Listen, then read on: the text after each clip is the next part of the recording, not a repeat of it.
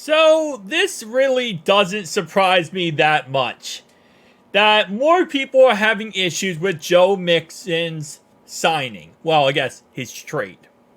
This is coming in from tourtimes.com, which is a Houston Texans website. It's all like a Texans news website. And again, like I said, when I saw this article title, I was thinking to myself, like, this makes perfect sense.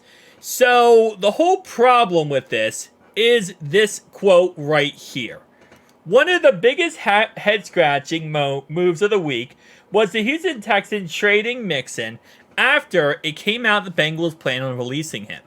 Houston had a hole at running back after losing Devin Singletary to the New York Giants earlier in the week. But a decision to trade and pay Mixon the 12th highest running back contract heading into age 28 was an interesting one, to say the least. And I agree with that. I definitely agree with that. Listen, I love Joe Mixon. I do. And I think he's a great running back. And he's coming off a 1,400-yard season. And that's behind a really bad offensive line. And if you give him a good offensive line, he could easily get way more than 1,400 yards.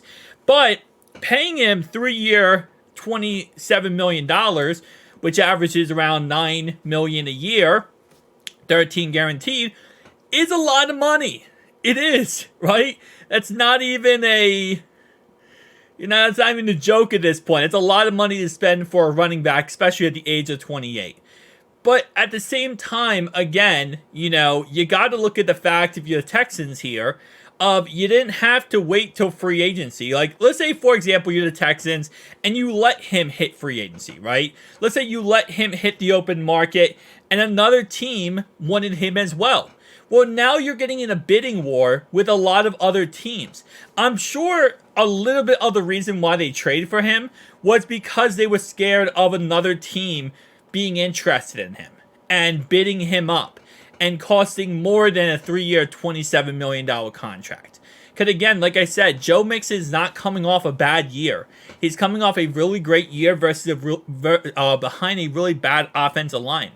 And if you're the Texans here, you're losing Devin Singletary, right? You're trying to get yourself the best option possible for your young quarterback. Well, guess what? Joe Mixon can't really pass block, but he can catch the ball amazingly. He's a great receiver out of the backfield, and he's also a great pure runner. So, well, yes, I agree that when you really kind of scratch it down here and say, you gave up a 7th-round pick for this guy, and you also are going to be paying him a big boy contract, that's a part of football, man. You have all the tools you need right now to go win a Super Bowl if you're the Texans. You just got to, get some veterans in there to figure things out. So, like I said, I understand the perspective of this article on Sports Illustrated. While Sports Illustrated and are biting back on criticism, calling them nitpicky, to point a note that Mixon was a move of desperation, not desire. The trade itself isn't the worst thing the franchise have ever done. I don't think the trade's bad. I think the trade makes perfect sense. If you're going to, if a guy's going to hit free agency, this happens all the time. Teams will trade a late round draft pick for the player to avoid from having to bid against other teams. The contract and how much you're paying him, I think, is the problem. The trade is not a problem because you're getting out ahead of having to bid with other teams to go for the player. I don't think that's a problem. 7th-round picks are nothing burger. I mean, they're probably not even going to make the roster anyway.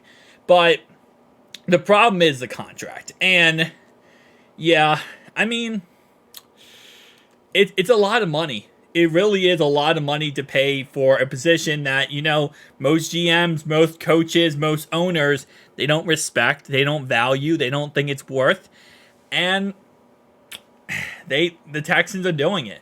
And I commend them for that. Obviously, I'm very biased because I love Joe Mixon, but I commend them for, getting a veteran in there that can help out your quarterback. So, I don't really think it was a bad idea or bad signing by any stretch of imagination.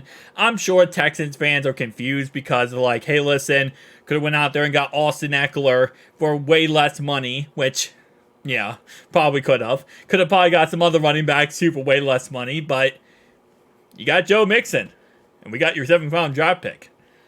Peace out, guys.